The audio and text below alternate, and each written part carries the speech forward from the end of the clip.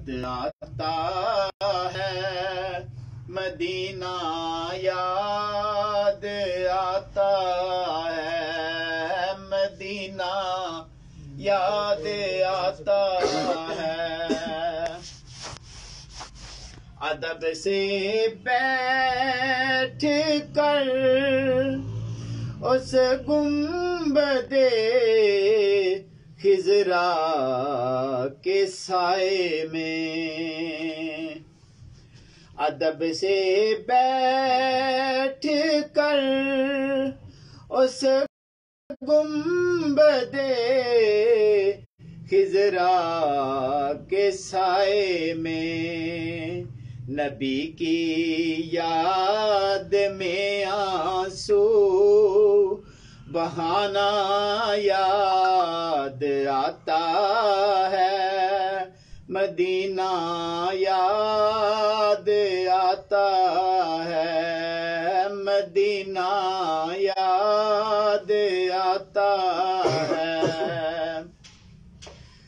रसूलुल्लाह के दरबार में उनकी मोहब्बत में,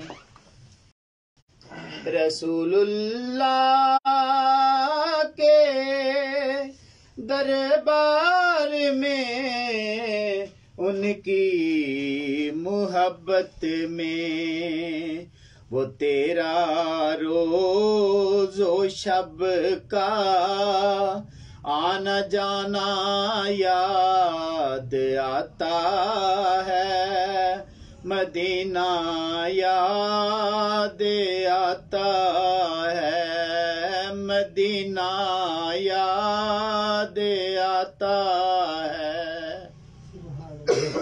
मिज़ारे फातिमा पे करबला वालों की याद आई, मिज़ारे फातिमा पे करबला वालों की याद आई, मदीने वाले आका का घराना याद आता है, मदीना याद आता है, मदीना याद आता है।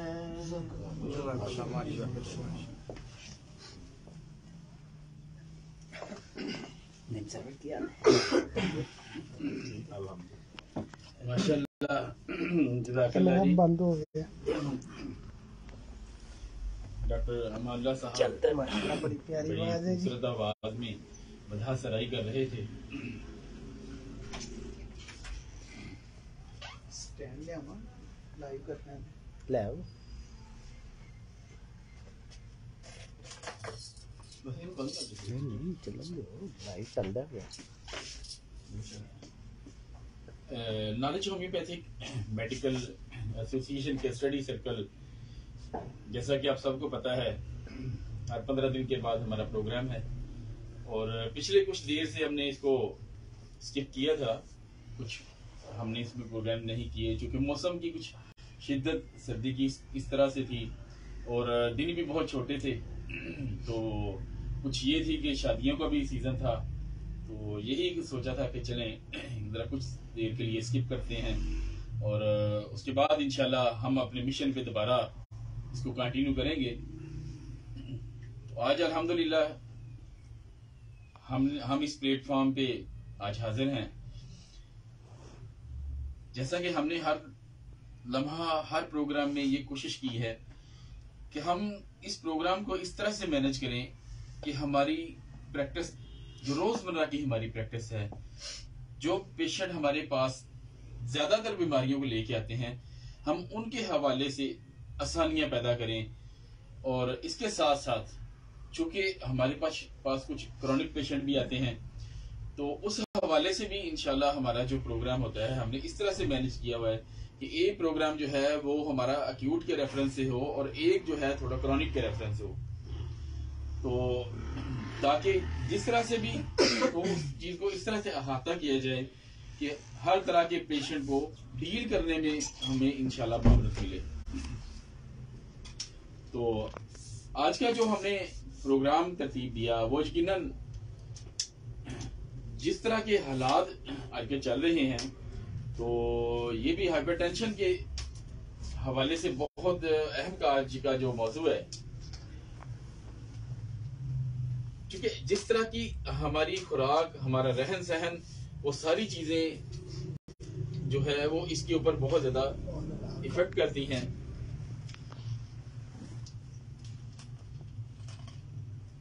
तो इसलिए हमने ये जिस तरह से हमारे मुआशी हालात भी हैं और जिस तरह से आजकल जो है मौसमी हालात हैं, ये सारी चीजों को मद्देनजर रखते हुए हर बंदा एक ज़हनी दबाव का शिकार हो गया है। एक दरमियाने तबके का इंसान भी इस वक्त जो है वो हमारे माशरे में शदीद परेशानी के आलम में है और ये डिप्रेशन दिन ब दिन बढ़ता जा रहा है। लेकिन इसके साथ साथ आप देखें, अगर किसी भी होटल पे चले जाएं, किसी जंक फूड वाले किसी स्टेशन पे चले जाएं, किसी ढाबे पे चले जाएं, तो वहां पे आपको आज भी लोगों का वैसे ही रश नजर आता है। तो लेकिन चूंकि हर चीज एक बहुत ज्यादा महंगाई की तरफ चल रही है, तो उसके साथ उनको अपनी सारी वो चीजों को चलाने के लिए उनमें मियार की दिन ब दिन और ज्यादा कमी आती जा रही है। ऐसे हैं कि मिलजुल के एक इंसान को जो है वो साइकोलॉजिकली भी और फिजिकली भी जो है वो इफेक्ट कर रहे हैं। तो आज जो है इंशाल्लाह हम कोशिश करेंगे कि हाइपरटेंशन के हवाले से होम्योपैथिक में हमारे लिए कितनी आसानियां पैदा होती हैं, और देखिए कि हमारी जो पैथी है वो अक्यूट केसेस में भी कैसे जो है ना वो रैपिडली इफेक्ट करके पेशेंट को फौरन रिलीफ देती है। और ये आम तौर पे हमारे पास जब पेशेंट आते हैं तो उनके जहन में वो चीज लेके कहते हैं अच्छा यार होम्योपैथी की दवाई देंगे, इससे तो बड़ी ऐसा आराम आएगा। लेकिन अल्हम्दुलिल्लाह जो हमारे पेशेंट्स हैं, अब जिस तरह से हमारी प्रैक्टिस चल रही है, जिस तरह से इम्प्रूवमेंट हो रही है, तो पेशेंट जो है वो अब इत्मीनान करना शुरू हुए हैं। उनको पता है कि होम्योपैथिक दवाई भी कितना जल्दी इफेक्ट करती है और कितना गहरा असर करती है और बिल्कुल वाकई जो है वो मुज़र असरात से बिल्कुल पाक है। तो ये सारी चीजें जो हैं वो तभी मुमकिन है कि जब हम अपने अंदर इम्प्रूवमेंट पैदा करें। हम इस माहौल में जहां पे ये इतने सारे एलोपैथ्स और बहुत सारी और भी पैथीज हैं, तो हमने अपने आप को अपनी पैथी को हमने किस तरह अपनी पैथी का लोहा मनवाना है, तो वो इसी सूरत में है कि हम अपनी पैथी में मेहनत करें। और यकीनन अगर आप इस पैथी से प्यार करेंगे तो यकीनन आपको उसी प्यार का जरूर सिला मिलेगा। और हम अक्सर ये बात कहते हैं कि होम्योपैथी, हर होम्योपैथ जो है जो जिसने तरक्की की है, जिसने एक नाम कमाया है, और उसकी वजह ही सिर्फ ये है कि उसने होम्योपैथी से प्यार किया है।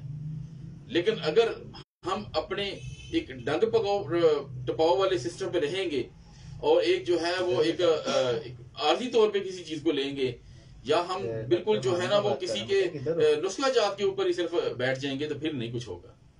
जब तक खुद तहकीक नहीं करेंगे, जब तक खुद कोशिश नहीं करेंगे, जब तक खुद स्टडी नहीं करेंगे, कुछ नहीं हासिल होगा। तो बहरहाल हमारा जो प्लेटफॉर्म है, हम इंशाल्लाह अपने एंड पे जरूर कोशिश करेंगे कि इस तरह की मुआवरत हो कि जो हमारी रूटीन की स्किल्स हैं उनको जरूर हम इम्प्रूव करें। कैसे सेंड करें? तो आज मैसेज करना। हाइपरटेंशन के हवाले से मैं दावत दूंगा जनाब डॉक्टर अली शहबाज साहब को, आप आएं और हाइपरटेंशन के हवाले से हमें अपने नॉलेज से, हमारे नॉलेज में भी इजाफा करें और हमारे साथ शेयर करें कि होम्योपैथी इस हाइपरटेंशन के पेशेंट को डील करने में हमारी कैसे मदद करती है।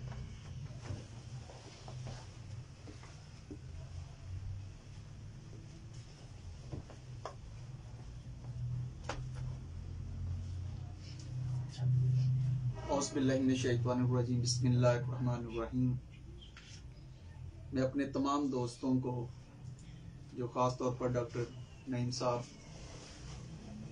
डॉक्टर रईस हाशमी साहब और हमारे बहुत ही मोहतरम डॉक्टर रशीद साहब, जिनके पास वक्त तो बड़ी मुश्किल से निकलता है, लेकिन फिर भी मैं उनका शुक्रगुजार हूँ, और जितने भी दोस्त हैं कि वो एक लंबे गैप के बाद, क्योंकि मौसम बहुत ज़्यादा सर्द था तो इसलिए छुट्टियों का प्रोग्राम बनाया था, तो उसके बाद जितने भी दोस्त यहाँ पर आए हैं या जो लाइव सुन रहे हैं, मैं उन सब का बहुत ज़्यादा मशकूर हूँ। और एक बात मैं कहना चाहूँगा,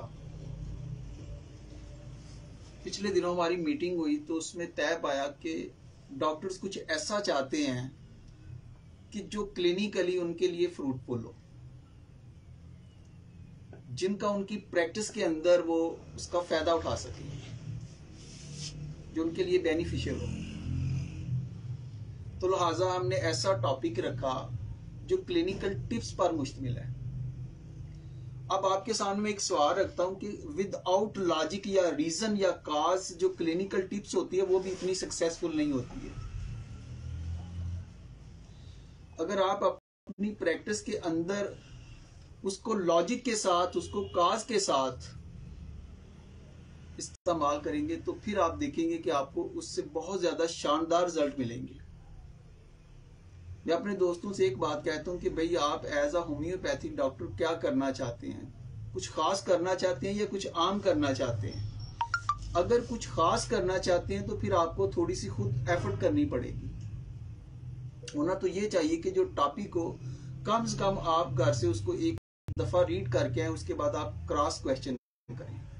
अगर वो भी नहीं कर सकते हैं तो दूसरा जो लेक्चर आपको डिलीवर किया जाता है, जो आपको बातें बताई जाती हैं, बजाय इसके कि जैसे हमारे पाकिस्तान के अंदर एक सुपरस्टिशियस अंधाधुंध ब्लाइंड हम किसी को फॉलो करते हैं, बजाय इसके कि हमें खुद से थोड़ी सी उसकी तहकीक करनी चाहिए, अपने पेशेंट के ऊपर उसको इस्तेमाल करना चाहिए, उनसे रिजल्ट लेने चाहिए कि क्या जो बताने वाले ने बताया था वो ऐसे ही है।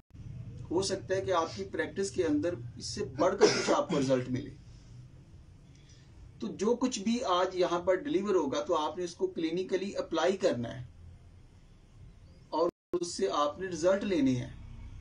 ये अलग से बात है कि आपको कम मिलते हैं या ज्यादा मिलते हैं, कुछ ना कुछ फिर जब आपकी एफर्ट शामिल होती है तो फिर इंशाल्लाह ताला आहिस्ता आहिस्ता आपके अंदर एक लगन और जुस्तजू का, जब तक आपके अंदर क्रिएटिव रिसर्चेस नहीं आएंगी, स्किल्स आपको हासिल नहीं हो सकता। थोड़ा सा मेरे भाई आपको तख्लीकी ज़हन जो है वो रखना पड़ेगा। तो आज का जैसा कि हमारा टॉपिक है हाइपरटेंशन, तो वही गिनी चुनी चंद अद्वियात हैं। मुख्तलिफ अगर रिपर्टरीज के अंदर देखा जाए तो किसी में कोई 85 है, किसी से 100 है, किसी में 100 से अबव मेडिसिन है, और अगर कुछ खास रिपर्टरीज की बात की जाए तो उनमें किसी में कोई 7-8 मेडिसिन है। लेकिन फिर भी मैं कहता हूँ कि वो बहुत सारी ऐसी अद्वियात जो इस कंडीशन के अंदर वर्क करती हैं, हो सकता है उनका रिपर्टरी के अंदर इंदराज ही ना हो, क्योंकि हमारा इल्म जो है वो कंप्लीट नहीं है। फिर हम मेडिसिन को अप्लाई करते हैं तो किस तरीके से हम अप्लाई करते हैं? क्या सिर्फ और सिर्फ एज अ पॉलीक्रेस्ट रेमेडी के तौर पर हम दवाओं को इस्तेमाल करना चाहते हैं या उनको कुछ लॉजिक के साथ इस्तेमाल करना चाहते हैं? हमारी सबसे जो अब हाइपरटेंशन की आपको पता है कि पिछली दफा भी लेक्चर हो चुका है, इसकी जो काजेज हैं ये भी आपको पता है। अब आपने उसकी मैनेजमेंट करनी है या उसको इमरजेंसी डील करना है या उसको आपने स्पेसिफिक उसका ट्रीटमेंट करना है, ये भी एक अलग से बहस है। और इन सारी चीज़ों के अंदर एक टाइम होता है, चूंकि टाइम जो है वो मखसूस है, तो मैं उनकी जो काजेज हैं या उसकी जो मुख्तलिफ किस्म के फीचर हैं या उसकी सिम्टम हैं, मैं उनको छोड़ के आपको होम्योपैथिक ट्रीटमेंट पर जो है वो लेक्चर डिलीवर करूंगा कि जब आपके पास क्लिनिक में पेशेंट आएगा तो आपने उसको किस तरीके से डील करना है। आपको पता है कि हाइपरटेंशन जो है ये एक परसिस्टेंट कंडीशन होती है कि आर्टरी के अंदर जो ब्लड प्रेशर होता है वो उसका इंक्रीज रहता है, तो उसको हम हाइपरटेंशन बोलते हैं। अब हाइपरटेंशन के अंदर आप देखें कि आपके पास जो पेशेंट आते हैं होम्योपैथी के अंदर, याद रखें कि एक चीज जो आपके नोट करने वाली है सबसे ज्यादा, कि पेशेंट आपके अपने प्रॉब्लम को लेके कैसे आपके पास आता है, वो किस तरीके से एक्सप्रेस करता है, वो किस तरीके से अपने प्रॉब्लम्स को आपके सामने रखता है, ये बड़ा मैटर करता है। और इससे आपकी जो दवा होती है उसकी सिलेक्शन में बड़ी आसानी हो जाती है। मिसाल के तौर पर हमारी जो सबसे पहली मेडिसिन है वो एकोनाइट है, और नो डाउट कि एकोनाइट बहुत अच्छी मेडिसिन है। लेकिन आप बिलीव करें कि आप हर एक को एकोनाइट दे के रिजल्ट हासिल नहीं कर सकते। एकोनाइट एक पॉलीक्रेस्ट रेमेडी है। मान लिया जी एक पॉलीक्रेस्ट रेमेडी है, मान लिया कि ये ब्लड प्रेशर में या हर वो इनिशियल कंडीशन के अंदर आप काम दे सकती है। लेकिन जब तक इसके साथ अगर आप इसका जो वो थोड़ा सा रिक्वायरमेंट जो इसकी है अगर वो ऐड हो जाएं, अब वो ऐड आपने नहीं करनी है, वो पेशेंट ने करनी है, वो पेशेंट ने आपको कन्विंस करना है।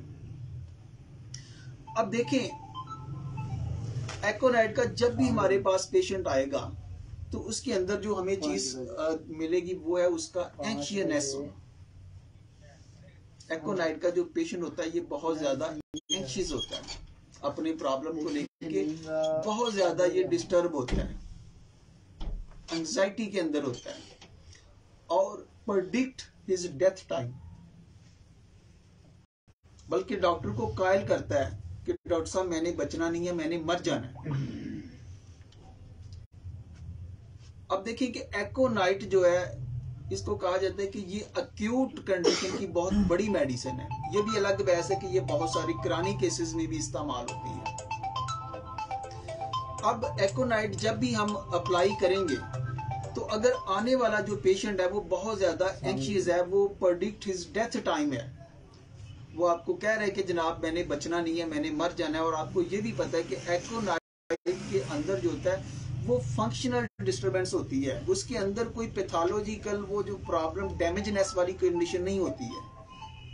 अब ये कोई पैनिक अटैक हो सकता है, सडन कोई ऐसी बात हो सकती है, तो इसके मतलब कहा जाता है कि एकोनाइट की जो अलामत होती हैं ये बिल्कुल एक तूफान की तरह आती है और चली जाती है। अब जरूरी नहीं है कि आपके पास हाइपरटेंशन में जो पेशेंट आया है कि वो एक मसलसल ही ब्लड प्रेशर का मरीज हो, किसी भी पैनिक की वजह से, किसी भी एंगर की वजह से, किसी भी इमोशंस की वजह से उसका ब्लड प्रेशर इंक्रीज कर सकता है। अब आपके पास जो पेशेंट आया है आपने उसको एकोनाइट दिया, आप उसको 200 में दे सकते हैं। 200 की वाटर डोज के अंदर एक गिलास पानी में हल करके आप उसके 2-4 बूंद डालें, थोड़ा थोड़ा उसको पानी पीने के लिए दें, तो आप देखेंगे कि पेशेंट जो है वो बहुत जल्द सुकून की हालत में आ जाएगा, उसका ब्लड प्रेशर रिड्यूस हो जाएगा। तो अगर आप बगैर लॉजिक के आप एकोनाइट को इस्तेमाल करेंगे, आपने ऐसे भी पेशेंट देखे होंगे कि जिनका ब्लड प्रेशर होता है तो वो इसकी कंप्लेन ही नहीं कर रहे होते हैं, वो किसी और मरे चीज के लिए आपके पास मेडिसिन लेने के लिए आए होते हैं, लेकिन जब आप ब्लड चेक करते हैं तो उनका जो ब्लड होता है वो तेज होता है। हालांकि होते तो वो भी हाइपरटेंशन के पेशेंट हैं, या उस वक्त वो उसको फेस कर रहे होते हैं। जिसने शोर डाला था हो सकता है उसका ऊपर वाला 180 हो और इधर 200 वाला जो है वो कहे कि जनाब मुझे तो नहीं लग रहा कि मेरा ब्लड प्रेशर है। तो होम्योपैथी के अंदर जो कहा जाता है ना कि जो पेशेंट की फीलिंग होती है कि वो अपने प्रॉब्लम को लेके, जैसे कि डॉक्टर मुमताज मुफ्ती ने कहा था कि होम्योपैथी जो है ये रवैयों को पिक करती है, ये इंसान की सोच को पिक करती है कि वो अपने प्रॉब्लम को लेके किस तरीके से उसका इजहार कर रहा है। तो एकोनाइट अगर ऐसे पेशेंट में आप इस्तेमाल करेंगे तो इंशाल्लाह ताला आप देखेंगे कि आपको बड़ा अच्छा रिस्पांस मिलेगा। अब एकोनाइट के बाद एक और मेडिसिन का इस्तेमाल कर लेते हैं, क्योंकि आज का जो हमारा टॉपिक है ये इमरजेंसी में है। याद रखिए कि जो हमारे पास हाइपरटेंशन के इमरजेंसी पेशेंट आ रहे हैं, जो क्लिनिक में आके जिनका ब्लड प्रेशर बड़ा होता है, हम उनको डील करना सीख रहे हैं। दूसरी हमारी मेडिसिन है बेलाडोना। और बड़ी ही बदकिस्मती की बात है कि बेलाडोना को बहुत ज्यादा ब्लाइंड इसका इस्तेमाल किया जाता है कि किसी को भी ब्लड प्रेशर हुआ तो कहते हैं कि जी बेलाडोना दे, फौरी तौर पर ये रिलीफ कर देगी। क्योंकि मेडिसिन के कुछ ना कुछ जो होते हैं, मैंने पहले भी बात की है कि पॉलीक्रेस्ट इफेक्ट होते हैं। अब देखें कि बेलाडोना को जब हमने देना है तो बेलाडोना का जो पेशेंट है वो हाइपरटेंशन के अंदर अपने जो आपको एक्सप्रेशन दे रहा है, जो आपको अपनी बात आपके सामने रख रहा है, उसका एंगल सोचने का, उसका इजहार कैसा होता है, वो बिल्कुल एकोनाइट से डिफर होगा। अब बेलाडोना को अगर आपने रीड किया हुआ हो, देखिए मैं आपको यहां पर टिप्स बता रहा हूं विद लॉजिक, ब्लाइंड नहीं, टेक्निकल पॉइंट के साथ, रिपर्टरी के अंडर। तो आपने इन चीजों को पिक करना है, रिजल्ट लेना है। अब बेलाडोना आपने जो किस पेशेंट को देनी है, या जो किस तरीके से वो अपने जो आपके सामने एक्सप्रेशन जो रखेगा, तो आपको पता चलेगा कि ये बेलाडोना का मरीज है। अब बेलाडोना का जो पेशेंट होता है ना, इसके अंदर एक तो कहा जाता है कि ये बहुत ही प्लेफुल, डिजायर टू प्ले होता है, यानी कि अपने प्रॉब्लम की तरफ इसकी इतनी तवज्जो नहीं होती है। मौज मस्ती वाली ये जिंदगी, हमेशा चाहता है कि मेरी जो जिंदगी है ना मौज मस्ती वाली हो, लेकिन रियलिटी बड़ी तलख होती है दोस्तों। जिंदगी जो होती है हमेशा कभी भी एक जैसी नहीं होती है। तो किसी भी दुआ के मतलब प्रिजुडाइज हो जाना कि भाई हमने सिर्फ और सिर्फ, फ्रीवोलस का मतलब होता है कि चीजों को बहुत हल्का लेना, लाइट लेना, उनको ज्यादा महसूस ना करना, कि बेलाडोना सिर्फ और सिर्फ या मर्क्यूरस सिर्फ और सिर्फ ऐसे लोगों की दवा हो सकती है। नहीं, बेलाडोना की दूसरी कंडीशन भी है। रही साहब आपने सोना नहीं है, अगर आप सो जाएंगे तो फिर मुझे भी नींद आएगी। तो बेलाडोना का जो पेशेंट है वो आपके क्लिनिक में आएगा, उसका ब्लड प्रेशर बढ़ा होगा। अब वो जानता है कि उसका ब्लड प्रेशर ज्यादा है, तो वो डॉक्टर से कहेगा कि डॉक्टर साहब मेरा ब्लड प्रेशर तो चेक करें, मेरा ब्लड प्रेशर डॉक्टर साहब मुझे ज्यादा लग रहा है। आप ब्लड प्रेशर चेक करेंगे, उसका जो ब्लड प्रेशर हो सकता है कि वो जनाब 200 के करीब हो, 180 हो। तो जब डॉक्टर कहेगा ना कि भाई यार आपका ब्लड प्रेशर तो इतना ज्यादा है, भैया आपका ब्लड प्रेशर बहुत ज्यादा है, तो बेलाडोना कहेगा कि डॉक्टर साहब सिर्फ इतना ही है, कोई बात नहीं डॉक्टर साहब, मेरा तो पहले भी इससे भी ज्यादा हो जाता है, तो आप मुझे ऐसा करें कोई 1-2 खुराक बना के दे दें। अब वो सिर्फ और सिर्फ 1-2 खुराक की बात करेगा। ये एक बेलाडोना के पेशेंट का अपनी बात को आपके आगे रखने का एक तरीका होता है। अब बेलाडोना का हम दूसरा एंगल देखते हैं, वो है रूब्रिक श्रीकिंग विद पेन। श्रीक का मतलब होता है बड़ी तकलीफ दे चीख, वो कराहत, वो क्रह आवाज जो आपके कानों को अच्छी ना लगे, जिसके अंदर पेशेंट जो एकदम चीखना चलाना शुरू कर देता है। अब यहां पर भी देखें कि ये भी बेलाडोना ही है। अच्छा, अब आप देखें कि होम्योपैथी की जो ब्यूटी है, अब आप हाइपरटेंशन को भूल दें, प्रॉब्लम कोई भी हो, चाहे वो कोई पेन हो, चाहे वो हेडेक हो, चाहे किसी किस्म का कोई किडनी पेन हो, कोई भी हो, चाहे वो फीवर वाली कंडीशन हो, तो अगर उसके अंदर आपको ये जो 2 रूब्रिक मिल रहे हैं, तो अगर इनके अंडर आप दवा को तजवीज करते हैं, तो इसीलिए डॉक्टर नैश ने कहा कि फिर हमें भूल जाना चाहिए कि प्रॉब्लम कोई भी हो, पेशेंट ठीक हो जाता है। तो बेलाडोना का जो पेशेंट होता है, ये श्रीकिंग विद पेन, यानी कि दूसरी तरफ ये तकलीफ की वजह से इस कदर हसास हो जाता है कि वो चीखना चलाना शुरू कर देता है, बहुत तड़प वाली उसकी आवाज होती है। और अगर बेलाडोना को आप रीड करें तो उसमें आपको लिखेगा कि knocking head with the wall या टू द वॉल, मेरा लिखा हुआ कि वो अपने सर को दीवार के साथ मारता है, ये भी बेलाडोना है। और बेलाडोना के अंदर आपको एक अलामत और मिलेगी कि बेलाडोना का जो पेशेंट होता है, उसके जो प्रॉब्लम होते हैं वो sudden comes and sudden gone. अब चाहे वो पेन है, चाहे वो फीवर है, फीवर भी जो उसका होगा ना वो भी कम और ज्यादा हो रहा होगा, उसकी जो पेन है वो भी कम और ज्यादा हो रही होगी, कभी वो ऐसे ऊपर चली गई है, कभी वो डाउन हो गई है। अब होता क्या है कि आप बेलाडोना को इस्तेमाल करते हैं तो फौरी तौर पर आपको रिलीफ मिलता है, लेकिन थोड़ी देर के बाद ब्लड प्रेशर फिर फ्लैक्चुएट कर जाता है, फिर वो बढ़ या अप्स एंड डाउन्स में जाता है। तो वहां पर बेलाडोना को उसकी या पावर बढ़ानी पड़ती है, या वो तालिब होता है कि इसका ट्रीटमेंट करना है, इसको थोड़ी सी रेगुलर आपने मेडिसिन देनी है। और ये तो क्लियर हो गया कि वो आपका जो पेशेंट है ये इन रिकवरी के अंडर आ रहा है। अगर आप इन रिकवरी के अंडर इनको इस्तेमाल करेंगे, उसकी पैथोलॉजी के हवाले से आप उसको इस्तेमाल करेंगे, तो फिर आपको बेलाडोना बहुत अच्छा रिजल्ट देगी। और बेलाडोना के अंदर देखें आपको थ्रॉबिंग पेन मिलती है, ब्रस्टिंग पेन मिलती है, सर की तरफ इज्तमाए खून, ऐसा ब्लड प्रेशर जिसके साथ मरीज अपने सर को पकड़ लेता है।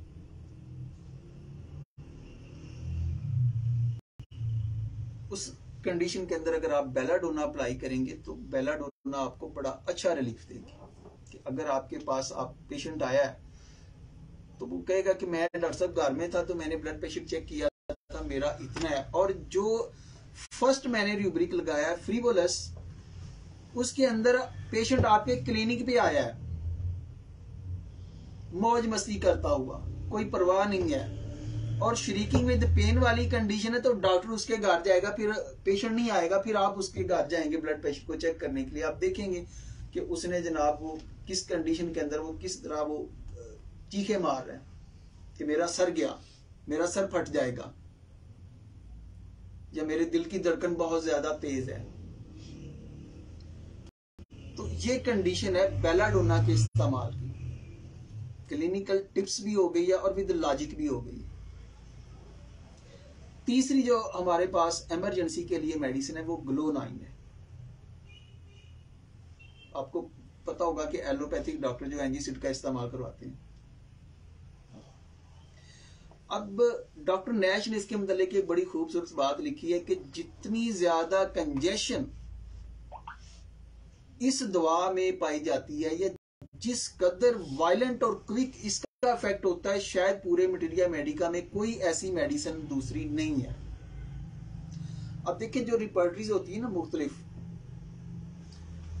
अब रिपर्टरी के अंदर क्या होता है कि मटीरिया मेडिका से वो मटीरियल जो होता है वो कलेक्ट किया जाता है कि ये अलामात हैं, और फिर उनको रीप्रूव किया जाता है, और रीप्रूविंग में फिर वही जो सिम्टम्स आती हैं उनको ग्रेड का दर्जा दिया जाता है। जो बोल्ड ग्रेड होती हैं वो बार बार आपके सामने आती है, यानी कि एक पेशेंट पर इस्तेमाल, यानी कि अगर 400 पेशेंट पर इस्तेमाल की हैं तो उनमें से 300 में जो वो अलामत बड़ी शिद्दत के साथ इंटेंसिटी के साथ आई है तो फिर उसको बोल्ड ग्रेड दे देते हैं। इसी तरह फिर सेकंड है, फिर उससे हल्का है, तो इस तरीके से इनकी नंबरिंग की हुई है। अब बाज रिपर्टरी के अंदर हम देखते हैं कि मेडिसिन थोड़ी सी डिफर होती है। मिसाल के तौर पर अगर सडन राइज के अचानक किसी का ब्लड प्रेशर बढ़ गया तो कुछ रिपर्टरी के अंदर ग्लो-9 और एड्रेनालिन मेडिसिन लिखी हुई है,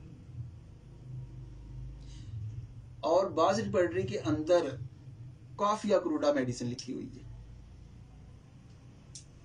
और बाज के अंदर सिंगल ग्लो-9 मेंशन की गई है। अब ग्लो-9 और बेलाडोना ये बड़ी मिलती जुलती है, इसके अंदर भी थ्रॉबिंग पेन होती है, ब्रस्टिंग पेन होती है, ये भी मामूली से झटका जो होता है ना, इसके मतलब कहा जाता है कि इसको तो झटके से फियर होता है। अब ग्लो-9 में आप देखेंगे कि ग्लो-9 के अगर ब्लड प्रेशर बढ़ा होगा, सडन उसका ब्लड प्रेशर बढ़ जाता है, तो अगर आप ग्लो-9 को इस्तेमाल करते हैं तो इससे आपको बड़े अच्छे रिजल्ट मिलेंगे, बड़ा वायलेंट और क्विकली। अब बेलाडोना से इसको डिफर करने में एक बड़ा ही आसान सी जनाब है कि बेलाडोना के अंदर अक्सर इन्फ्लेमेशन या कंजेशन जो है वो सर्दी की वजह से भी हो जाती है, और वो बेलाडोना का जो पेशेंट होता है ना वो कैप सर से नहीं उतारना चाहता, वो टोपी पहन के जैसे बाल कटाने से प्रॉब्लम हो जाते हैं। तो इसी तरह ग्लो-9 का जो पेशेंट होता है वो कोई भी चीज होती है वो ऊपर बर्दाश्त, वो कैप ऊपर बर्दाश्त ही नहीं कर सकता है। तो ग्लो-9 इमरजेंसी केसेस के अंदर अगर आप इस्तेमाल करेंगे तो इससे आपको बड़ा अच्छा रिजल्ट मिलेगा। उसके बाद चौथी मेडिसिन जो इमरजेंसी हम इस्तेमाल करते हैं वो है दोस्तों लेक्सिस, और ये बड़ी कॉमन मेडिसिन है, बड़ी इंपॉर्टेंट मेडिसिन है, और अगर आप हमारे माशरे के अंदर इसकी पिक्चर देखें ना तो आपको बहुत ज्यादा जो लोग हैं ना वो लेक्सिस टाइप मिलेंगे। लेक्सिस किस चीज का सिंबॉलिक है? सांप का जो निशान है ये पावर का है, डिक्टाटोरियल है, शैतानी पावर है। चले बात लंबी हो जाएगी। मैं कि जो क्लिनिक पर आपके लेक्सिस का पेशेंट आएगा उसके ब्लड प्रेशर के लिए आपने किन लोगों को लेक्सिस देनी है। अब देखें, अभी एकोनाइट को पहले बयान किया गया कि एकोनाइट का जो पेशेंट था वो तो बड़ा ही एंशियस था, वो तो प्रेडिक्ट डेथ टाइम कर रहा था कि मैंने तो बचना ही नहीं है। लेकिन लेक्सिस का एक रूब्रिक है अम्यूजमेंट डिजायर फॉर, यानी कि इसके पेशेंट का अगर ब्लड प्रेशर बहुत ज्यादा भी होगा ना तो ये कोई ना कोई ऐसी बात, कोई ना कोई ऐसी फुल जोड़ी कह देगा, ऐसी छोड़ देगा, क्योंकि ये दूसरों को अट्रैक्ट करना चाहता है। उनकी पावर और इसके अंदर इतनी कशिश होती है कि ये दूसरों को अपनी तरफ माइल का लेता है। और लेक्सिस का जो पेशेंट है अगर आपके क्लिनिक में आएगा ना तो डॉक्टर को भी याद रहेगा और जो दूसरे पास पेशेंट बैठे होते हैं उनको भी याद रहेगा कि यानी कि ये मरते मरते भी कोई ऐसी कैफियत, खतरनाक प्रॉब्लम के दौरान भी कोई ना कोई ऐसा चुटकुला, कोई ऐसी जस्टिंग बात कह देता है कि जो डॉक्टर को या दूसरे को हंसने पर मजबूर कर देते हैं, बल्कि वो फिर कहते हैं कि भाई दूसरों को पहले इसको चेक कर लेते हैं। बिल्कुल ऐसी खूबी जो होती है ये फास्फोरस के अंदर भी है कि वो भी बड़ा अट्रैक्टिव होता है। वो अपनी ब्यूटी के जरिए लोगों को अट्रैक्ट करता है, लोगों के दिलों में रहता है अपनी सिंपैथी के जरिए। लेकिन जो आपका लेक्सिस है, लेक्सिस क्या करता है कि लेक्सिस अपनी बातों से, इसका एक रूब्रिक है टॉकेटिव, बहुत ज्यादा बतूनी, बहुत ज्यादा बातें करने वाला। तो उस कंडीशन के अंदर आप अगर लेक्सिस को आप इस्तेमाल करेंगे तो ये आपको बहुत अच्छा रिजल्ट देगी। इसके अलावा इसकी अब और भी रीजनिंग है, क्योंकि ये स्नेक पॉइजन है और पॉइजन ऐसा कि जो ब्लड को डीकम्पोज कर देता है, उसकी कंपोजिशन को ही खराब कर देता है। जब वो डीकम्पोज हो जाएगा तो जाहिर बात है कि जो सेल्स हैं वो तो टिश्यूज तक ऑक्सीजन को कैरी नहीं करेंगे, तो क्या होगा, हेमरेज टेंडेंसी, जरैने खून वाली कंडीशन आ जाएगी। तो इसलिए कि अगर आपके पास आने वाले पेशेंट का ब्लड प्रेशर जो है वो 200 के करीब है या इससे अबव है, तो जाहिर बात है कि ये जो कंडीशन है ये तो सीवियर इमरजेंसी की तरफ जा रही है। तो कहीं को जनाब अटैक ना हो जाए, तो ये उस अटैक को भी जो है, जो चूंकि वो जो ब्लड डिकम्पोजिशन है या वो क्लॉट वाला प्रॉब्लम है, ये उसको डिजॉल्व करने की ताकत रखता है। तो लेक्सिस इमरजेंसी के अंदर बहुत ज्यादा अफेक्ट करती है। अब इसकी एक और भी वजह है, लेक्सिस के मतलब कहा जाता है कि जो इसके पेशेंट होते हैं ना ये बड़े ही जिंदा दिल होते हैं, बहुत ज्यादा क्रिएटिव, तख्लीकी, ये लव टू पावर्स, डिक्टाटोरियल टाइप होते हैं और बहुत ज्यादा पैशनेट होते हैं, बहुत ज्यादा जज्बे से सरशार होते हैं। लेकिन इनके अंदर एक बहुत बड़ी बीमारी है, वो है जेलसी की, वो है हसद की, जो हमारी सोसाइटी का सबसे बड़ा प्रॉब्लम है। और कहते हैं कि ये कोई ना कोई जो होता है ना, और जिस तरीके से शैतान जो है वो जन्नत में दाखिल हो गया था, तो ये भी किसी ना किसी आउटलेट से जनाब पहुंच जाती हैं, दाखिल हो जाती हैं ये जो इमोशंस होते हैं। और ये जो इमोशंस होते हैं यही दर हकीकत जो होते हैं इसको बीमार करने वाले होते हैं। आज आप अपनी सोसाइटी को देख लें, पॉलिटिकल लोगों को देख लें, हमारे माशरे की जो डिवाइड है उसको देख लें, फेसबुक पे देखें कि आपको कितने ज्यादा जो है वो लोग लेक्सिस मिलेंगे कि अगर मेरी बात नहीं है तो कुछ भी नहीं है, डिस्ट्रॉय एवरीथिंग करना चाहते हैं। लेक्सिस को आप सोसाइटी के हवाले से देख लें, लेक्सिस को उसकी पैथोलॉजिकल इफेक्ट के हवाले से देख लें, लेक्सिस उसको माइंड के हवाले से देख लें, तो लेक्सिस की मेडिसिन जो है वो टॉप पे जाती है। तो अगर ये कंडीशन आपके पास सामने आ रही है तो फिर आपकी दी हुई जो लेक्सिस है वो बड़ा जबरदस्त काम करेगी। अब ये तो नहीं हो सकता कि पेशेंट जो है वो बड़ा फ्रीवुलस आया हुआ है, उसका ब्लड प्रेशर 200 है तो वो परवाह नहीं कर रहा, तो आप उसको कहते हैं भाई मैंने इसको एकोनाइट दी और लेक्सिस दी, डॉक्टर साहब मुझे वो रिजल्ट नहीं मिला। तो जाहिर बात है जब उसकी थिंकिंग ही ऐसी नहीं है, वो उस दवा के करीब ही नहीं है, तो फिर कैसे मिलेगा रिजल्ट। सिर्फ और सिर्फ इस बात पे थोड़ा सा मिल जाएगा कि ये पॉलीक्रेस्ट रेमेडी है, इसके कुछ ना कुछ इफेक्ट हैं, लेकिन अगर टू दी पॉइंट होगा आपकी वो क्लिनिकल जो टिप है, अगर वो उस क्राइटेरिया पर पूरी उतर रही होगी तो फिर आपको बड़ा अच्छा रिस्पांस मिलेगा। इसी तरीके से हमारे पास एक और मेडिसिन है सेट्रामोनियम। हालांकि रिपर्टरी के अंदर इसका आपको कम ही रेफरेंस मिलेगा, लेकिन अल्हम्दुलिल्लाह मैंने इस पर बड़ा अच्छी तरीके से इसको स्टडी किया है, इसके पेशेंट को देखा है। अब इसके अंदर एक रूब्रिक आता है किलिंग डिजायर। सेट्रामोनियम को देखें, ये आपको मिल जाएगा कि ये डिजायर लाइट चाहता है। तो डिजायर लाइट कौन चाहता है? रोशनी कौन चाहता है? हल्का होना कौन चाहता है? जो ट्रबल के अंदर होता है, जो डार्क के अंदर होता है, वही चाहेगा ना। तो इसके अंदर पैनिक बहुत ज्यादा है, फियर बहुत ज्यादा है, फ्राइटेंड कंडीशन बहुत ज्यादा है। इसका जो पेशेंट होता है ना, वो अबंडेंट फीलिंग होती है कि जैसे मैं खो गया हूं, मैं सहरा में खो गया हूं, मैं अकेला हूं, मैं जंगल में अकेला हूं।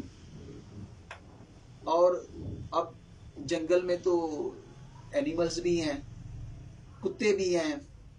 तो ये सारी चीजें जो होती हैं, ये सेट्रामोनियम को वो सोचता है। अब देखें, जरूरी नहीं है कि वो कुत्ता जो है वो काला कुत्ता वो हकीकत के अंदर काला कुत्ता हो।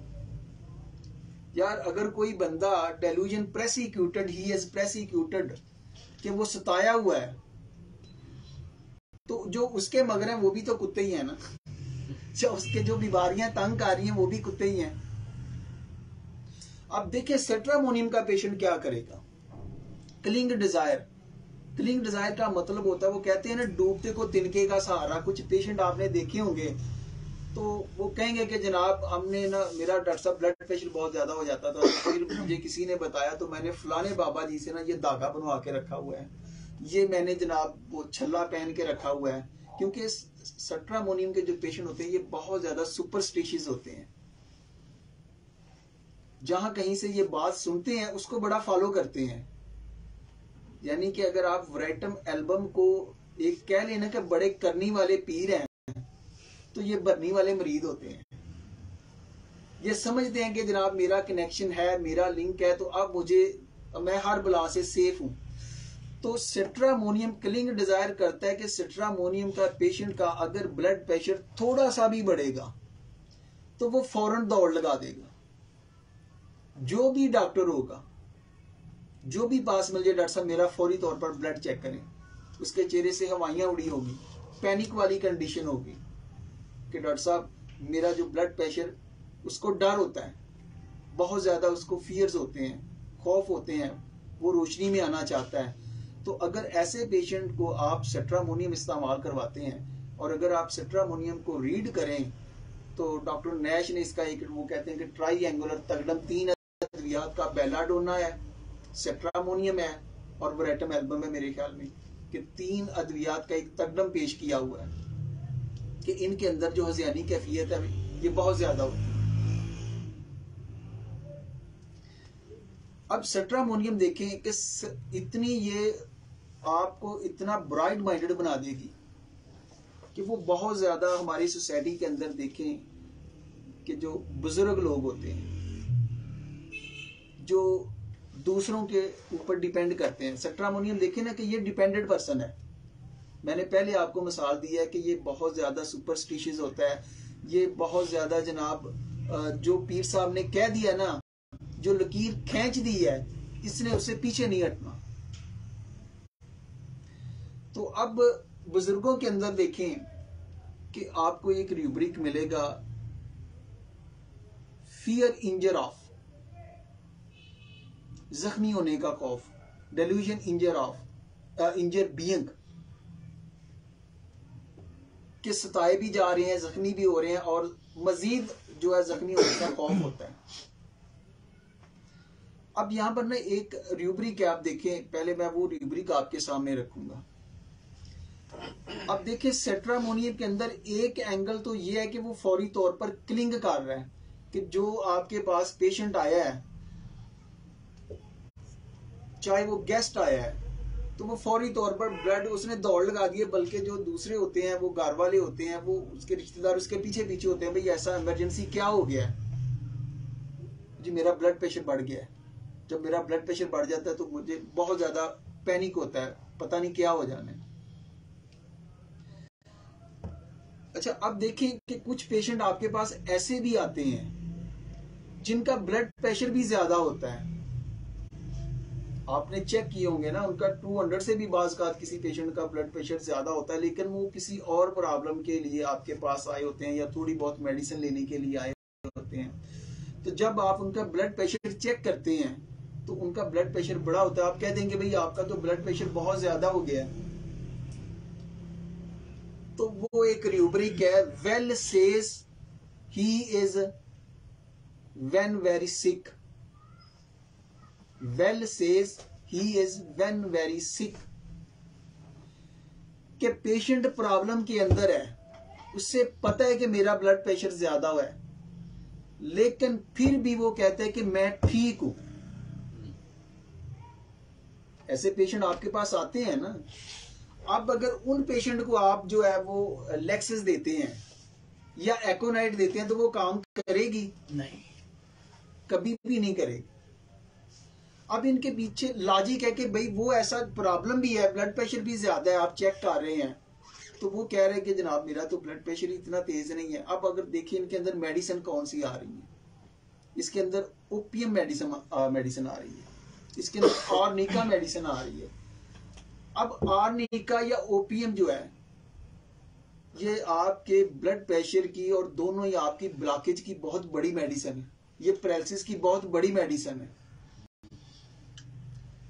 ओपियम फियर ऑफ एक्स्ट्रावेगेंसेस, कि अगर कोई इस खौफ को लेके कि मेरा ब्लड प्रेशर पहले 160 होता था अब 180 जाना शुरू हो गया है, तो इस चीज को आप लेके सोचना शुरू कर देता है और वो ज्यादा बीमार होता जाता है। तो अगर आप ओपियम को इस्तेमाल करेंगे तो यकीन माने कि ये 100% आपके पेशेंट को वापस ले आएगी। तो आर्निका का पेशेंट क्यों कहेगा? अब ये जानना तो आपके लिए जरूरी है ना। अब देखें, आप अगर सिर्फ और सिर्फ आपने आर्निका को चोट के हवाले से ज़हन के अंदर याद रखा है तो ये आपकी बड़ी महदूद आपकी स्टडी है। अगर आप रूब्रिक को समझते हैं, अब मैंने तो सिर्फ यही बोला है ना कि well says he is when very sick. मैंने हाइपरटेंशन का नाम नहीं लिया, उसे हाइपरटेंशन हो सकती है, उसे इसके अलावा बहुत सारे प्रॉब्लम हो सकते हैं। तो आर्निका आपने कब देनी है? आर्निका के अंदर होता है टच एग्रेवेशन। इसका पेशेंट चाहता है कि मुझे कोई छुए ना, इसलिए तो कहते हैं ना कि डॉक्टर को जब पास जाता है वो आपने डॉक्टर को क्यों बुला लिया, मैं तो ठीक हूं। अब मैटर चाहे ब्लड प्रेशर का हो, चाहे बुखार का, या किसी भी कंडीशन का हो, तो इसके अंदर भी फियर ऑफ इंजर्ड बीइंग होता है। इसी तरीके से इसी रूब्रिक के अंदर आपकी मेडिसिन हायोसेमस भी है। तो हायोसेमस सिर्फ इसलिए मेडिसिन नहीं लेगा कि यार इधर मैं तो मेहमान हूं, पता नहीं ये डॉक्टर कैसा है। हायोसेमस किसी भी आम डॉक्टर से मेडिसिन नहीं लेता, वो अपने ट्रस्ट वाले से, या उसे पता चले कि जो उसके हमसाये ने या किसी ने कहा कि भाई रईस साहब बड़े अच्छे हैं, वो ब्लड प्रेशर की बड़ी अच्छी मेडिसिन देते हैं, तो फिर वो मेडिसिन लेगा। और इसके बाद वो एक रूब्रिक है स्पाइंग एवरीथिंग या क्यूरियस, जासूसी करना, क्यूरियस होना। पेशेंट क्लिनिक से निकला, वो पूछेंगे कि यार ये डॉक्टर साहब से आप मेडिसिन ले रहे हैं तो क्या इससे पहले भी कोई ब्लड प्रेशर के पेशेंट ठीक हुए हैं? एक एक दो दो लाइन की बात है। और यकीन मानिए कि ये जो लाइनें हैं ये ऐसी इस अहम अद्वियात की लाइनें होती हैं कि ये मेडिसिन को छोड़ती नहीं है, मेडिसिन इन्हीं के गिर्द घूमती है। तो आपकी हायोसेमस सिर्फ इसलिए मेडिसिन नहीं लेगा। अच्छा, अब देखिए बड़ी हैरत की बात है कि जो मैं सट्रामोनियम को बयान कर रहा था और मैंने ये रूब्रिक बयान किया, इसी रूब्रिक के अंदर सट्रामोनियम भी है। एक रूब्रिक है इंडिफरेंस टू सफरिंग, कि प्रॉब्लम भी है लेकिन वो डॉक्टर के पास नहीं जा रहा है या दवा नहीं ले रहा है। यहां पर ओपियम मेडिसिन है, सेट्रामोनियम है। अब स्ट्रामोनियम क्यों मेडिसिन नहीं लेगा? तो अब देखिए स्ट्रामोनियम की यहाँ पर दूसरी कंडीशन शुरू हो गई है इनसेंसिटिविलिटी वाली, कि वो लोग जो घर के अंदर बुजुर्ग होते हैं, जो एक लंबे अरसे से टारगेट हो रहे होते हैं, बिहेव से कह लें कि उनको कि यार बाबा जी तो सतांदे ही रहते हैं। जैसे स्टॉक्स का पेशेंट होता है, सारी जिंदगी वो मेहनत करता है, क्योंकि वो सारी जिंदगी उसने मेहनत की होती है, तो अब जब वो बैठता है तो वो उसकी बेचैनी का बायस होता है। तो कहते हैं बाबा जी ना बुढ़े होया भी राम नहीं है, तो उसको हमेशा जहर दिए जाने का खौफ होता है। इसी तरीके से स्ट्रामोनियम के अंदर इंजर्ड बीइंग होता है कि यार अगर मैं बहू को कुछ कहूंगा या बेटे को कुछ कहूंगा, वो कहेंगे पहले इसके लिए हम इतना कुछ कर रहे हैं, तो वो नहीं चाहता कि कोई ऐसी बात करे जिससे वो मजीद उसका ब्लड प्रेशर बढ़ जाए।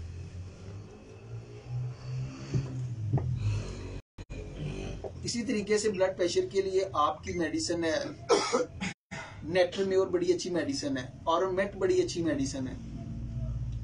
अब देखें कि नेट्रम्योर का आपके पास पेशेंट होगा, उसका ब्लड प्रेशर भी ज्यादा होगा, तो एक रूब्रिक है रिफ्यूजिंग हेल्प।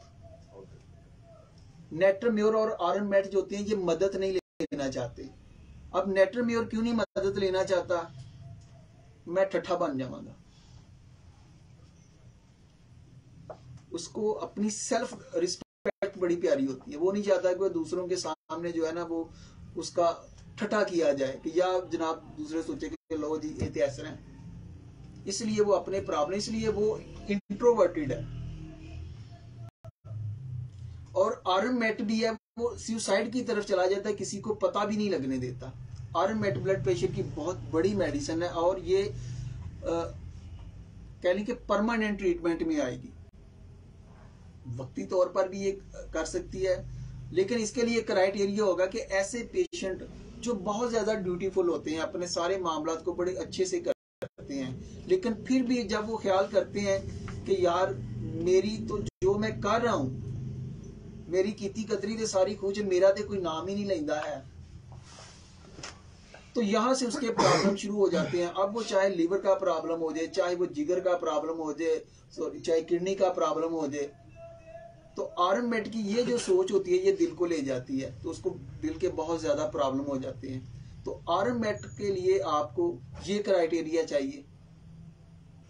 अब उसके बाद कुछ अभी मैंने डॉक्टर रशीद साहब आपके लिए आसान चीजें आपके लिए एकोनाइट बताई है, बेलाडोना बताई है, ग्लो 9 बताई है, आप इसको अप्लाई करें, लेक्सिस बताई है, एक रूब्रिक के साथ मैंने टच किया है, सेट्रामोनियम बताई है।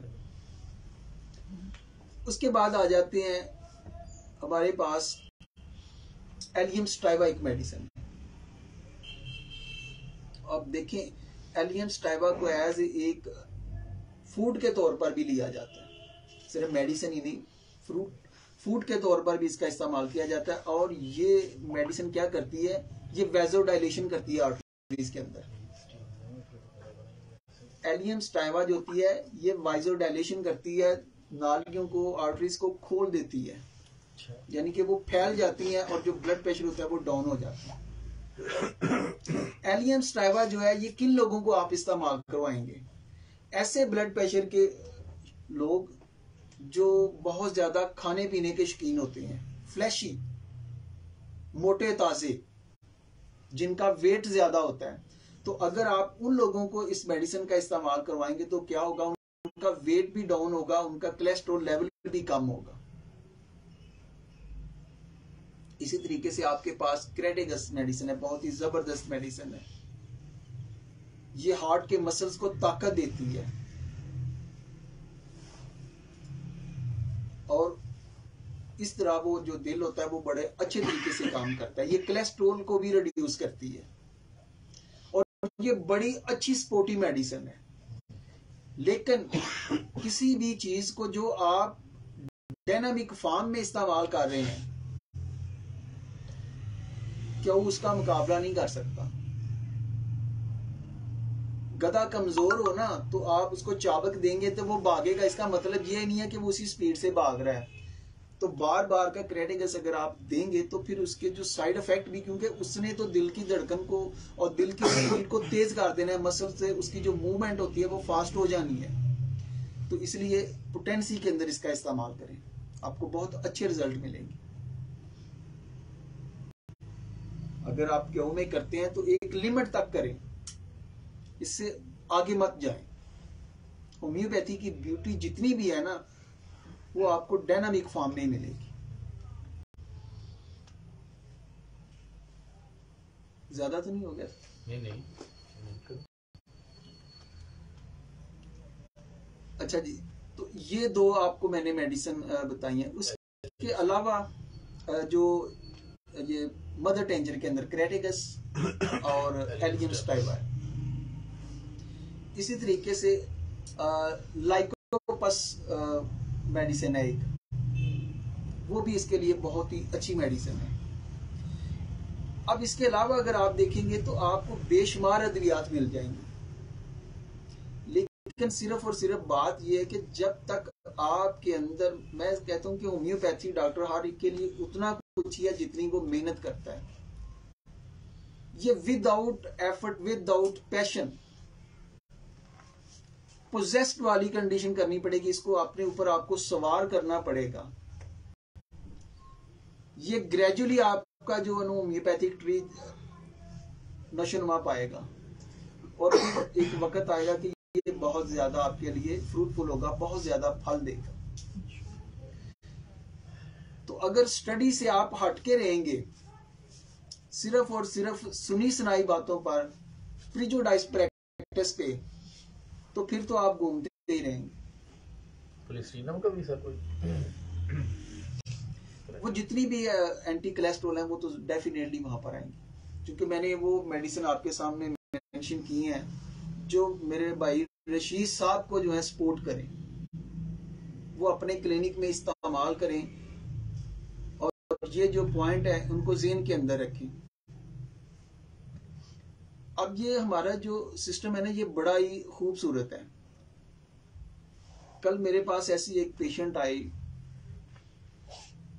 तो उसने जो रिपोर्ट्स रखी उसके अंदर सिर्फ और सिर्फ टाइफाइड जो था ना, वो एक्यूट और क्रॉनिक। अब देखिए कि बजाहिर तो वो टाइफाइड की मेडिसिन लेनी आई है, कि वो तकरीबन वो कह रही थी कि 3-4 साल से वो मामला चल रहा है। अब जब मैंने वो टाइफाइड की इलामात ली, उनसे हट के मैंने जब उसके रवैयों के बारे में पूछना शुरू किया, तो हमारा जो पेशेंट होता है ना, वो इतनी जल्दी ओपन नहीं होता। तो मुझे एक वक्त में लगा कि शायद ये नेट्रम्योर है, कि ये कोई भी बात जो है बताना नहीं चाह रही। जब तक उसको डॉक्टर पर ट्रस्ट नहीं ना होता, कुछ मेडिसिन आपके सामने ओपन ही नहीं होती है। और जब वो ओपन होना शुरू, इसकी हिस्ट्री का पता चला कि इससे पहले इसके जो माँ बाप की डेथ हुई थी, इसके भाई की डेथ हुई थी, सडन ही 1.5-2 साल के अंदर उसके, यानी कि माँ बाप की भी डेथ हो गई, उसके भाई का भी कत्ल हो गया। अब ये एक बहुत बड़ा सान्या है। तो अब जरूरी नहीं है कि वो एग्नेशिया ही तक रहे। अब उसके साथ सबसे बड़ी ज्यादती ये हो गई कि उसकी जो शादी है वो खानदान के एक ऐसे बंदे से कर दी गई जो नशा करता, उन्होंने कहा अब वो अपने चचा के अंडर चली गई थी। अब देखें कि वो एग्नेशिया तो दूर रह गई, यहाँ पर वो स्टेफिसेगेरिया वाला मामला शुरू हो गया। और अब आगे जाके क्या हो गया कि उसे हस्बैंड भी अवर्जन है, उसको फैमिली भी अवर्जन है, उसको बच्चों के अंदर भी कोई इंटरेस्ट नहीं है। यानी कि जो बज़ाहिर बड़ी कमोज थी, तो सादा उसने कहा जी जब ये बोलती है फिर बड़ी अब्यूजिव हो जाती है। तो आपकी जो मेडिसिन होती है, जब आप पेशेंट से मालूमात लेते हैं तो आपके पास बहुत सारे जो पॉइंट होते हैं। अब देखें कि इंसान को सबसे ज्यादा बीमार कौन कर रहे हैं, वो तो रवैये कर रहे हैं। वो स्कॉन्ड बीइंग है, मॉर्टिफिकेशन है कि यार जो मेरी तजलील हो रही है उसके टाइफाइड होने के में, उसके ब्लड प्रेशर होने में। तो इन सारी रीजंस को हम निकाल नहीं सकते हैं। तो इसीलिए होम्योपैथी जो है ये एक बहुत ही वसी है। इसलिए डॉक्टर नैश बार बार कहते हैं कि आप बीमारियों को बूझ जाए, अद्वियात के क्राइटेरिया को आप ज़हन के अंदर रखें। और जब आप अपनी दवाई को सिंपल हमारे पास एक तरीका है, वो है अलामात का। अगर एकोनाइट की अलामात हैं तो आप एकोनाइट दें, अगर बेलाडोना की अलामात हैं तो आप बेलाडोना दें, तो आपकी दुआ काम करेगी। वो आपकी क्लिनिकल टिप्स भी होगी, उसको आप थेराप्यूटिक वे में भी देख लें, उसको आप माइंड मेथड के अंदर भी देख लें, उसको आप क्लासिकल का भी रंग दे लें, जो मर्जी रंग दे लें, सारे आपको ये रंग होम्योपैथी में मिलेंगे। That's all thing. बहुत शुक्रिया, जबरदस्त।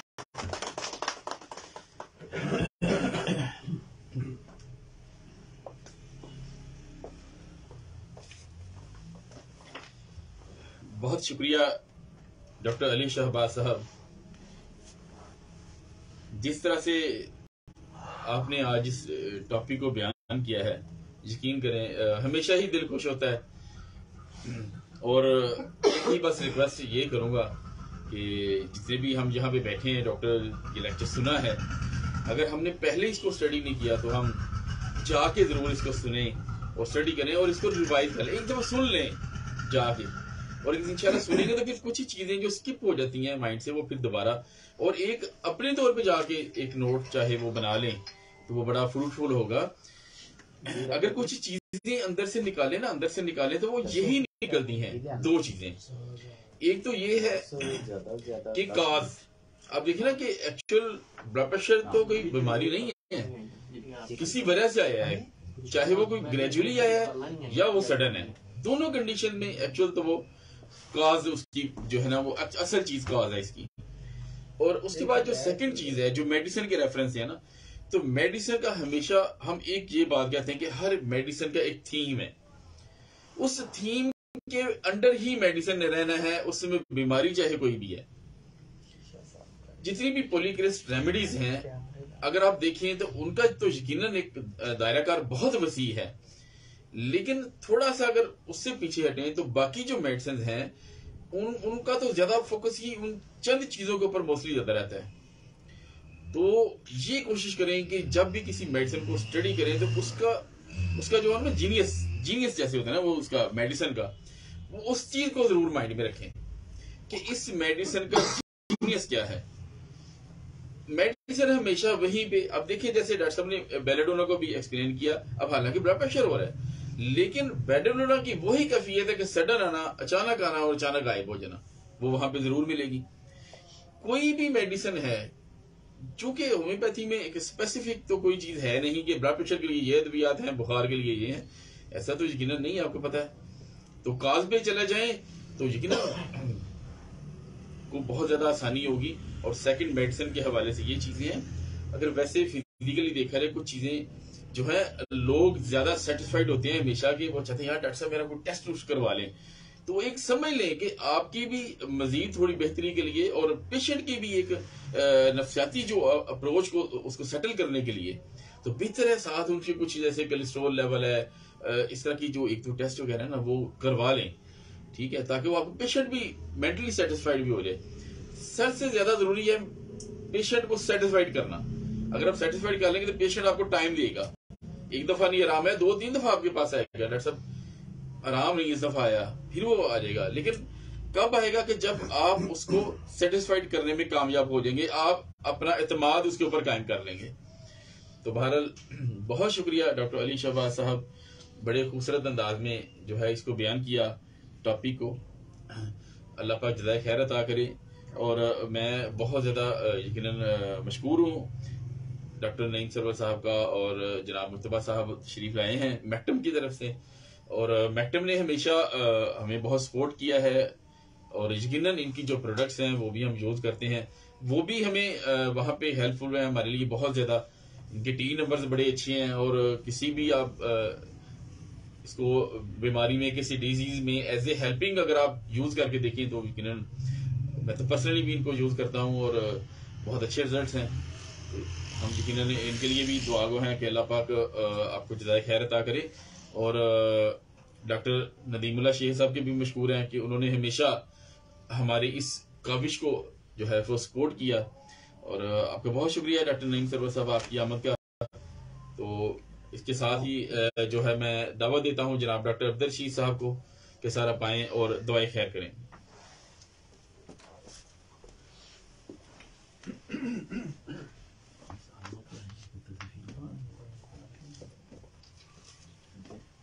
अल्हम्दुलिल्लाहि रब्बिल आलमीन अर्रहमानिर रहीम मालिकि यौमिद्दीन व इलाहुकुम इलाहुन वाहिद ला इलाहा इल्ला हुवर रहमानिर रहीम अल्लाहुम्मा सल्लि अला मुहम्मदिन व अला आलि मुहम्मदिन कमा सल्लैता अला इब्राहीम व अला आलि इब्राहीम इन्नका हमीदुम मजीद अल्लाहुम्मा बारिक अला मुहम्मदिन व अला आलि मुहम्मदिन कमा बारकता अला इब्राहीम व अला आलि इब्राहीम इन्नका हमीदुम मजीद रब्बना ज़लमना अनफुसना व इल्लम तग़फिर लना व तरहमना लनकूनन्ना मिनल खासिरीन रब्बना आतिना फिद दुनिया हसनतन व फिल आखिरति हसनतन व क़िना अज़ाबन्नार व क़िना अज़ाबल कब्र व क़िना अज़ाबल हश्र व क़िना अज़ाबल मीज़ान अल्लाहुम्मा अज़हिबिल बास रब्बन नास इश्फ़ी व अंत शाफ़ी ला शिफ़ा इल्ला शिफ़ाउका शिफ़ाअ ला युग़ादिरु सक़मा या रहीम या करीम इश्फ़ि मरज़ाना व मरज़ल मुस्लिमीन या रहमर रहीम या ज़लाल वल इकराम या रहमर रहीम। जितने लोग बीमार हैं या अल्लाह सब में शिफा कामिला नसीब फरमा। या अल्लाह खुसूसी तौर पे डॉक्टर ज़ुबैदा चौधरी ने या अल्लाह सेहत वाली ज़िंदगी नसीब फरमा। या अल्लाह ईमान और सेहत वाली ज़िंदगी नसीब फरमा। या अल्लाह उनकी जितनी तकलीफ़ सारे ख़त्म फरमा। अल्लाह आसानियाँ फरमा, अल्लाह आसानियाँ फरमा, अल्लाह आसानियाँ फरमा। सुबहान रब्बिक रब्बिल इज़्ज़ति अम्मा यसिफ़ून। सलीम क्रैशी साहब ने की उन्होंने का एक्सीडेंट हो गया ना, उसके लिए दुआ करो कि तंदुरुस्ती अल्लाह चलती रहे। अल्लाह जितने बीमार ने सब सलीम कुरैशी साहब, या अल्लाह सलीम कुरैशी साहब ने तंदुरुस्ती और सेहत वाली ज़िंदगी नसीब फरमा। अल्लाह उन जिहड़ी तकलीफ उन्हें ख़त्म फरमा। अल्लाह उन सेहत कामिला नसीब फरमा। सुबहान रब्बिक रब्बिल इज़्ज़ति अम्मा यसिफ़ून व सलामुन अलल मुरसलीन।